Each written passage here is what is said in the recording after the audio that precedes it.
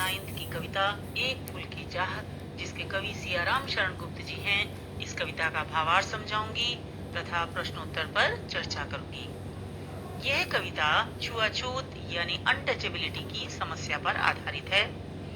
बच्चों, समाज में उच्च जाति के लोग ये समझते हैं कि जिन लोगों ने निम्न जाति में जन्म लिया है वे लोग अपवित्र हैं, घृणा के पात्र हैं, लोग उनसे नफरत करते हैं और यदि वह व्यक्ति छू जाए या किसी वस्तु को छू ले तो लोग सोचते हैं कि ये उच्च जाति के लोग ये मानते हैं, समझते हैं कि ये वस्तु अपवित्र हो गई और इसीलिए वे इन लोगों का, छोटी जाति के लोगों का बहिष्कार करते हैं, उनका बॉयकॉट करते हैं, उनसे नफरत करते हैं, उनसे दूर दूर रहते हैं, है ना। तो ये जो समस्या है, इसी समस्या को कवि ने इस कविता में उठाया है। आइए कविता समझते हैं। उद्वेलित कर अश्रु राशियां, हृदय चिताएं थतका कर, महामारी प्रचंड हो फैल रही थी इधर उधर। क्षीण कंठ मृत वत्साओं का करुण रुदन दुर्दांत नितांत, भरे हुए था निज कृष्णव में हाहाकार अपार अशांत। कवि कहता है कि जो अछूतों की बस्ती है, अछूतों की बस्ती थी, गांव था, वहां महामारी ने अपना प्रचंड रूप धारण कर लिया। महामारी कहते हैं बच्चों ऐसी बीमारी जिसका इलाज नहीं है, जो लाइलाज है।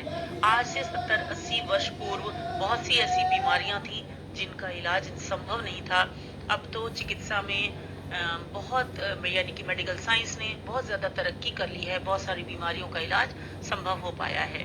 तो इसीलिए कवि ने उस समय का चित्रण किया है कि महामारी अपने प्रचंड रूप में, भीषण रूप में फैल रही थी और लोग मर रहे थे। चारों ओर चिताएं जलती हुई दिखाई देती थीं, लोग रो रहे थे, चिल्ला रहे थे, सबका हृदय बेचैन हो रहा था और जो बच्चे मर चुके थे उनकी माताओं का रोना, विलाप करना लगातार सुनाई देता था।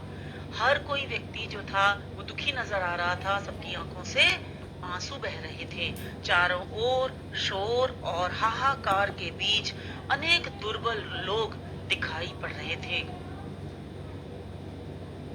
बहुत रोकता था सुखिया को, न जा खेलने को बाहर, नहीं खेलना रुकता उसका, नहीं ठहरती वह पल भर।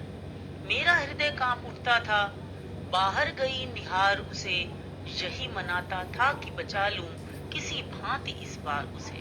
कवि कहता है कि मेरी बेटी सुखिया को मैं बाहर खेलने जाने से रुकता था, लेकिन वह पल भर भी टिकती नहीं थी।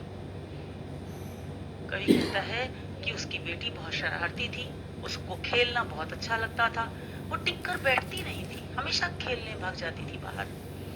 और कवि कहता है कि मेरा हृदय इस डर से कांप जाता था कि कहीं महामारी उसे अपनी चपेट में ना ले ले, कहीं महामारी उसे भी ना हो जाए, बीमारी उसे भी ना लग जाए।